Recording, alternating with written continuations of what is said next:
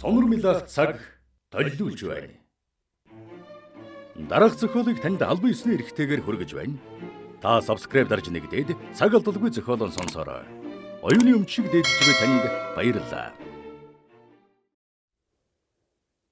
Зохиолч Дарьсүрэн онцгой эрх 73 дугаар хэсэг. Азума Чингиж нас барахаас 2 хоногийн өмнө Ёситотой хайласт голын бэлчээр тааралдаад Ямагататай холбоо барьж халах хайластын бэлчээрт ганц цэрэг алгаа гэж илтгэж билээ. Чингээд халах голоор гарч ирж магадгүй Орос Монгол цэргүүдийг андуулан хэдэн сум цэрэг явуулсан юм.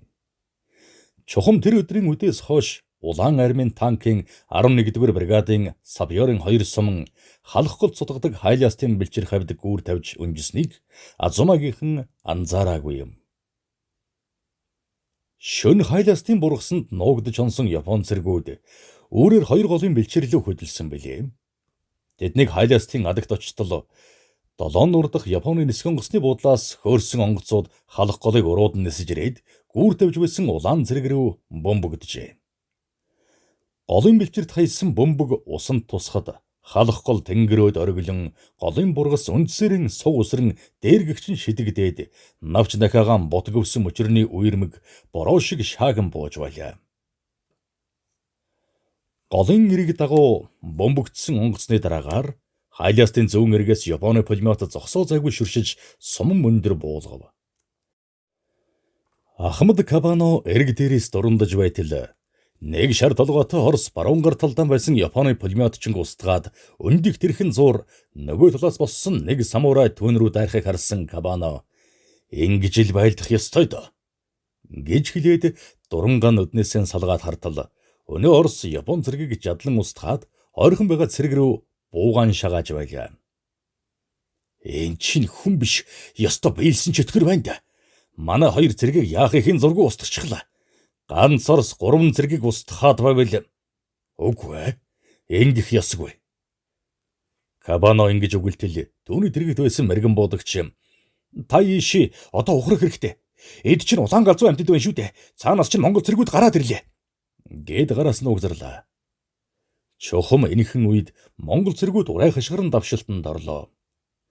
Хөнгөн пулемет барьсан нэг Монгол цэрэг ойр хавийнхан японочдыг шүршин устгах хагаад толгоогоо боосон болтонд цусандаа нэвтэрч шингэн ягаан цус хазрыг нь даган урсах хатал тоосон шинжгүй. Тэрээр шархандан галзуурсан бух шиг урагшаан зүтгсээр өнөө Оросын дэргэд ирдэл цаадхан түүнийг тээврэн авлаа. Кабано хонхорт хэвтээд Чингиж дурундаж байхдаа одоо энд удаж болохгүй гэж шивнээд хажуугийнхаа хонхорлоо мөлхөв. Монгол цэргүүд шүн тавьсан гүүрээр гарч ирсэн нь илтэй. Эзэн хааны төлөө амиан өргөх юм уу? Эсвэл ялалт байгуулж Монгол эзэмшил газартаа болж амьдралын жаргалыг эдлэхийг хичээсэн самурай нар зогссон газраас ухрах янзгүй байлдсаар амиан алдна. Нэг самурай хөлөөнд тас буудулсан атал өгсөн самурайн хүүрийг түшин сууж Монгол Орос зэрэгтээ буудалсан. Тэрээр цээжрийн шархтсан атал банзай тэннө банзай гэж муухай дуугаар хашгираад хажуу тийшээ унав. Өглөөнөөс хойш Чингиж байлдсан Кабаногийн тусгай отряд 64-р явган хороо хайластын зүүн талд байгаа Такасай өндөрлөг рүү арга буюу ухарлаа. Гэтэл Такасайд байсан Япон цэрэг өнгөрсөн шөнө Монгол цэрэгт зохиогдоод ухарсан болохоор замдаа Монгол цэрэгийн томоохон хүчтэй тулгарч байлдсан болоо. Орон нар жаргах гэж байхад Кабано болон 64-р хорооныхан Такасай өндөрлөгийг дахин бүсэллээ. Өндөрлөг дээр цөөн тооны хүн үлдсэн илэрхий байлаа. Гэсэн ч хүнд пулеметын дуу үл тасарна. Довтолгооноос имхий харан ухарч гарсан Кабано мэрэгэн буудагчаан дуудаад тэр хүнд пулеметчин устгах гэхэд мэрэгэн буудагч Кабаногийн дэргэдээс мөлхөн холдов. Тэрээр пулеметчингийн баруун талд гарч хажуу талаас нь буудаж устгасан учраас Японы давшилтыг саатуулж байсан хүнд пулеметын дуу зогсоллоо. Кабано дурангаан энгэрэлүгэн унжуулан судгаас гараад Банзай гэж хашгиртал цэргүүд нь давшилтанд орлоо. Гэтэл өнөө хүнд пулемет дахин шүршиж гарав. Кабано өсөрж хараасаар нэг судагт ороод амьсгаагаа жаахан дараад өнөө хүнд пулеметийн зүг дурандтал цамцныхаа баруун ханцвый ингэр хэсгийг ураад мөрөн боочгсон дарга бололтой нэгэн орос өнөө хүнд пулеметоор шүршиж байв.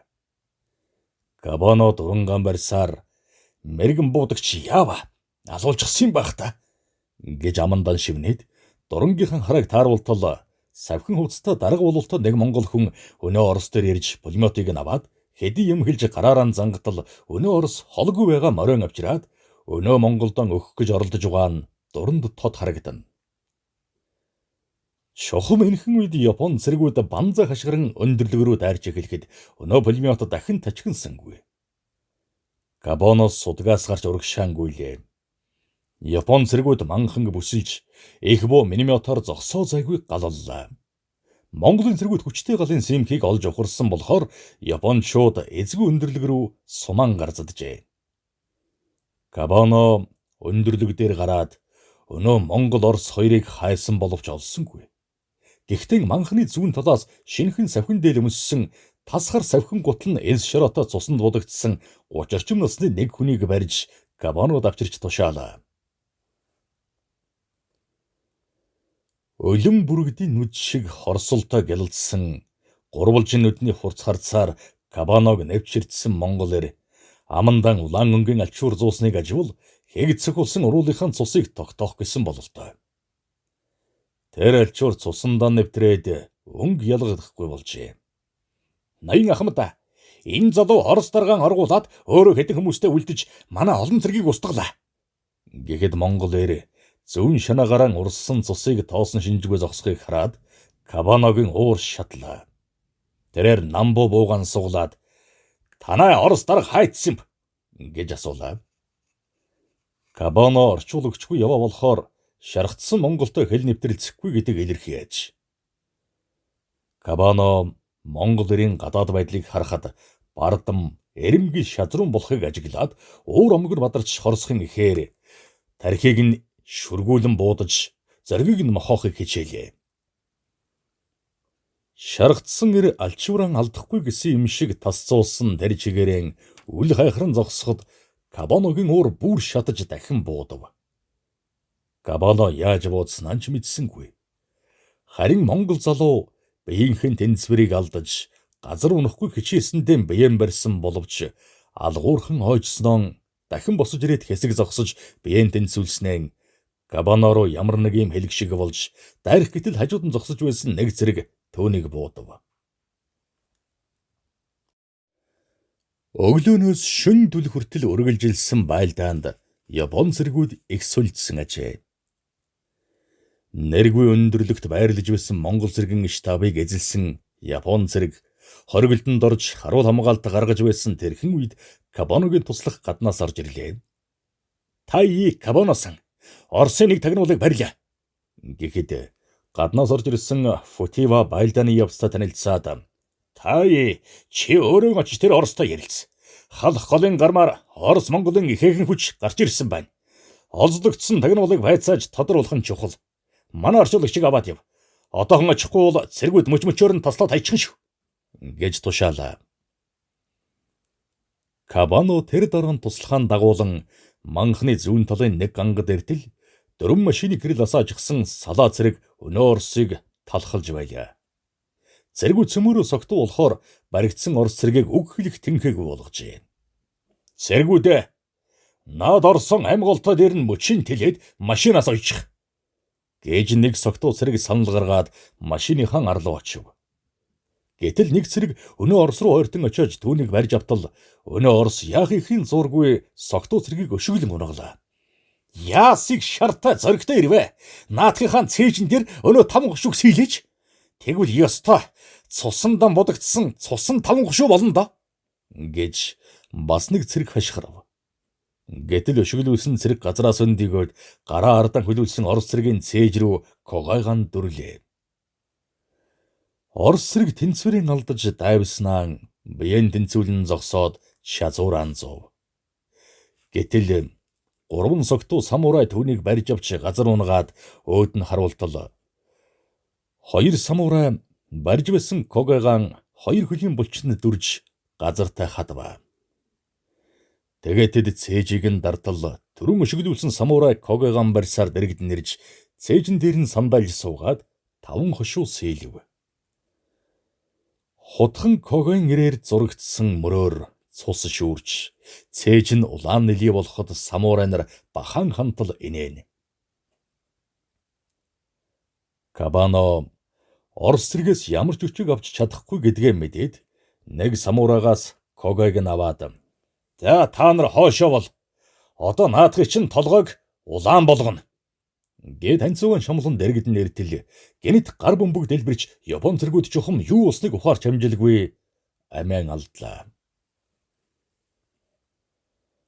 Улаан зэргийн тагнуулыг бариад тамлаж байсан салаа зэргүүдийн дунд тесэрсэн баглаж боосон 4 гар бөмбөгний чимээ шөнийн харанхуйг цочоож нэжигнээд намдсан хойно нэргүй өндөрлөгн зүүн ганганд самурай нарын орилон яолох хараан гинших дуу үргэлжилнэ. 4 машины ард суугаад хард амх татаж байсан нэг самурай "Оросын цэргүүд" гэж хашгирсаар нэргүй өндөрлөг рүү гүйхэд шөнийн харанхуйд сонсогдсон морин төвөргөн алсад замхарлаа. Үл мэдгдэх морьтон манхны баруун тал руу давхсаар харанхуйд бараагүй болов.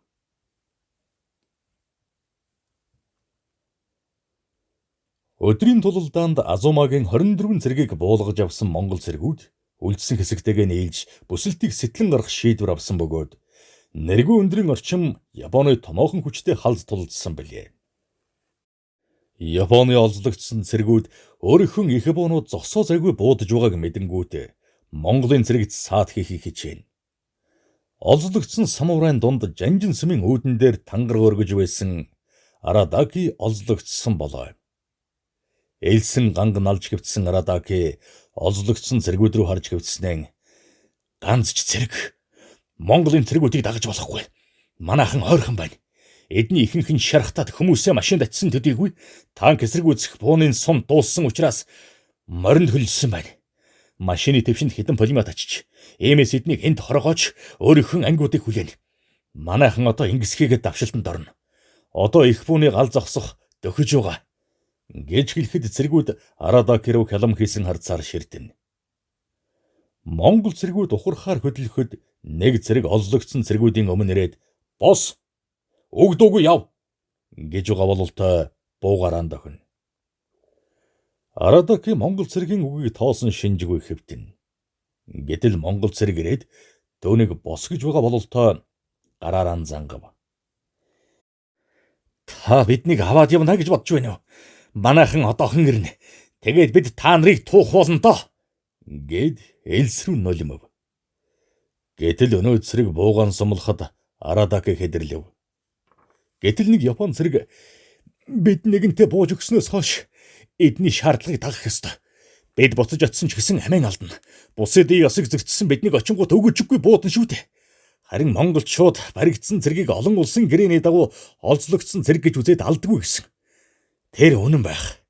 Биднийг алах байсан бол өдрийн турш ингэж тууж явахгүй байсан шүү дээ" гэхэд Арадаки өнөө Япон цэрэг рүү дайрч түүнийг өшөглөөд "Эдний гарт өгснээс өөртөө сеппуку үлдсэн нэр төртэй. Гэтэл тэгвэл чи өдөр бууж өгөхийн оронд тарих руугаан сум зоож байхгүй яасан юм" гэж бас нэгэн цэрэг хэлвэ. Монгол цэрэг Арадакийн мөрлөө зөөлөн түлхэж яв гэж дохио өгтөлөө. Тэрээр өнөө цэрэг рүү дайрч мөргөн унгаад хажууд нь байсан цэрэг рүү дайртал нэгэн баг дарга түүнийг буудлаа. Арадаки ингэж хэдрэлсэн нь санамсаргүй хэрэг биш. Тэрээр өдрийн тулалдаанд хажуугийнхан хонхорд байсан тасаг цэрэг дээр их бууны сум тусалж олон цэрэг шороотой холилдон тэнгэрт цацагдахыг хараад сүнсэн зайлчих шахжээ. Тэгээд архиан дуусхийг мэдэнгүүт хорогдож байсан нүхнээс гараад өгсөн цэргүүдийн бүснээс савтай архийг авах гэж явсан хойгуур өнөө нүхэнд үлдсэн 7 цэрэг дээр их бууны сум тусжээ. Арадаки үүнийг мэдээд хажуухан талдаа их бууны сум тусах тэрхэн чөлөөнд нэгэн нөхрөө орж хэвттэл дээрээс хүнд юм нэвсийн буула. Арадаке босоод харсан чинь Япон зэргийн тал бие түүн дээр унсан төдийгүй толгойн заацсараа салах гэж байгаа юм шиг янгинаж чихэн шуугж дожирсан байлаа. Арадаке цэргийн тал биенээс айсандаа муухай хашгираад босон харайж нүхнээс гартал өмнө нь буу арьсан Монгол цэрэг зогсож байлаа. Арадаке их бууны сум хажууд нь дэлбэрсэн болохоор түүний дэлбэрэлт дөргөлд дээрээс нь буусан шороо үхтлээ сайгаад маанагтаж орхисон болохоор айсандаа бие хурааж нүхэнд нэлээд удаан сууснаа мэдээгүй ажээ. Гэтэл энэ хооронд их бууныхал зогсож Монгол цэргүүд давшилтанд орсон байж. Арадаке намхан биетэй хүрэн бор царайтай боржгордуу халимг нь малгай доороос цугуйсан нэг залуу бас өндөр туранхай биетэй гонцгой царайндан зогсон хөнхөрдүү царай ухархайндан шигдсэн хурцнуудтэй боржгор залуугаасан 3-4 ах болов гэмээр 26 орчим насны залууд баригджээ. Арадаке ингэж баригдсанаас хойш элдвийг бодлоо. Монгол цэргүүд ухарч явахтаа озлогдсон цэргээр их бууны дугуйг төрүүлж элснээс гаргав. Арадаке энэ бүхэнд ундуудсан өөртөө сэппуку үлдэхэн дээрээ гэж бодох атал тийм боломжгүй ажээ. Арадакегийн амьд явах хугацаа дуусчээ. Нэрэн залшгүй өөхөх хэрэгтэй байлаа. Тиймээс тэмцэж байгаад өгсөн гэж үзэх далим албол тэрээр алдар нэрэн Токиогийн Ясакуны дугны хананд мөнгөлүүлэх ажээ. Арадаке Монгол зэрэгт зүгээр олзлогдож болохгүй гэж бодохын зэрэгцээ босч очиж болохгүй гэж бодно. Тиймээс Монгол цэргийн уур уцаарыг хүргвэл түүнийг буудах нь зайлшгүй ажээ. Арадаке ингэж Монгол цэрэгт буудуулж өгвөл хожим түүний хүрийг олно гэдэг нь гарцаагүй. Тэр тусмаа хүлээтийн хүр олсон дарга нар түүнийг баатарлагаар тэмцэж угаад амиан эзэн хааны төлөө өргөсөн гэж тодорхойлоод Ясакуны сүмд нэрийг нь алдаршуулах байлаа.